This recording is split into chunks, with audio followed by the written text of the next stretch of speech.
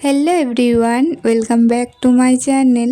আজকে আমি অনেক দিন পর একটা get ready with me blog নিয়ে চলে এসেছি। আজকে ছিল একটা দাদার গায়ে হলুদ। মা তো অনেক আগেই চলে গেছে আর আমি সব কিছুতেই লেট করি। কোনো ব্যাপার না, আজকে বাড়িতে অনেকেই আছে, আমি তাদের সাথে চলে যাব। এই ড্রেসটা পরেছিলাম কিন্তু ড্রেসটা না প্রচুর ঢিলে হচ্ছে। সবাইকে দেখালাম, সবাই বললো না ঢিলে হচ্ছে, অন্য ড্রেস পরে না, নাহলে এটা ফিটিং করে তারপরে পর।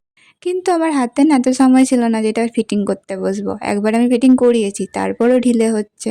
তার জন্যই আমি ওই ড্রেসটা চেঞ্জ করে এটা পরে নিলাম। এটা খুব পছন্দের একটা ড্রেস আমার। আর গালে একটা আমার পিম্পল হয়ে গিয়েছে। বিয়ে বাড়ি বলে কথা, পিম্পল হবে না সেটা কি হতে পারে? বিয়ে বাড়ি ঘুরতে চলে এসেছে আমার সাথে। আর সেদিন এত গরম ছিল কি বলবো, কিন্তু আমার মাথায় কি ভূত চেপেছিল যে আমি চুলগুলো খুলে যাওয়ার ইচ্ছে হয়েছিল। আমার চুল খুলে থাকতেই বেশি ভালো লাগে যদিও। আর আমি get ready with me video বানাচ্ছি, এদিকে কি মাখলাম সেগুলো ভিডিও করতেই ভুলে গেছি। क्या ব্লগার বনেগা রে তু। যাই হোক, সেইভাবে কিছু মাখিনি, ওই সিসি ক্রিম মেখেছিলাম একটু হালকা করে, আর হালকা করে লিপস্টিক পরেছিলাম। খুব গরম দিচ্ছিল, তারপরেও আমি ঘাম মুছে আবার পাউডার মেখেছি। মানে যতই গরম দিক কিন্তু সাজুগুজু তো করতেই হবে।